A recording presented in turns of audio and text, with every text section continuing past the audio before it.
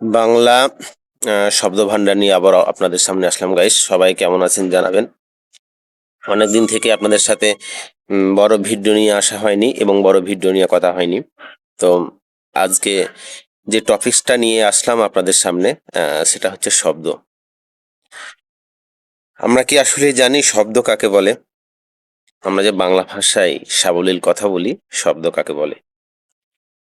শব্দের ব্যাখ্যা অনেকভাবেই দেওয়া যায়, অনেক বড় করে দেওয়া যায়, অনেক জটিল করে দেওয়া যায়। আমি খুব সংক্ষিপ্ত আকারে আপনাদেরকে বলবো, অতি সংক্ষিপ্ত আকারে, এক বা একাধিক অর্থপূর্ণ ধ্বনির সমষ্টি হচ্ছে শব্দ। একটা কথা মনে রাখবেন, অর্থপূর্ণ হতে হবে। অর্থাৎ আমি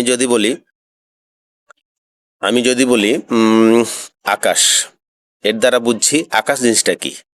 আবার যদি বলি সকালা, এর কোনো অর্থ নেই। অর্থাৎ যে কথাটি বলবো গুচ্ছিত আকারে, সেটা অবশ্যই তার একটা অর্থ থাকতে হবে। সেটাই হচ্ছে শব্দ। উৎপত্তি অনুসারে শব্দকে কয় ভাগে ভাগ করা যায়? শব্দকে বেশ কিছু ভাবেই ভাগ করা যায়।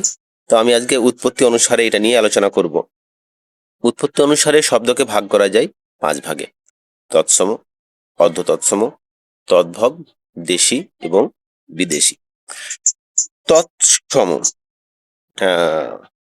এটা নিয়ে একটু আমি ব্যাখ্যা করি। সংস্কৃত ভাষা থেকে যে শব্দগুলো সরাসরি আমার বাংলা ভাষায় ব্যবহৃত হয়, যে শব্দগুলো ব্যবহৃত হয় ওই ভাষা থেকে যে শব্দগুলো আমার বাংলা ভাষায় এসেছে, সেগুলো হচ্ছে তৎসম। যেমন ধরেন যে চন্দ্র, এরপরে সূর্য, হস্ত, এগুলো হচ্ছে তৎসম শব্দের উদাহরণ। এবার আছি অর্ধ তৎসম। 5 ভাগে ভাগ করা হয়েছে অর্ধ তৎসম। তো অর্ধ তৎসম কোনটা? এখানে সচরাচর দেখছেন অর্ধ কথাটা আছে, অর্থাৎ আংশিক বা অর্ধেক পরিবর্তন হয়ে বাংলা ভাষায় ব্যবহৃত হয় ওই তৎসম শব্দটাই, যেটা আংশিক পরিবর্তিত হয়ে বাংলা ভাষায় এসেছে। যেমন গিন্নি থেকে গৃহিণী, জ্যোৎস্না থেকে জ্যোৎস্না, এই শব্দগুলো। এবার হচ্ছে তদ্ভব। এটি অনেকটা সময় ধরে বাংলা ভাষায় পরিবর্তিত হয়ে আমাদের ভাষায় একটা নতুন শব্দ দান করেছে। অর্থাৎ ওই সংস্কৃত শব্দটা বিকৃত হতে হতে হতে হতে যার পূর্ণাঙ্গ একটা পরিবর্তিত রূপ চলে এসছে, সেটা হচ্ছে তদ্ভব। যেমন ধরেন মস্তক থেকে মাথা, মস্তক থেকে মাথা।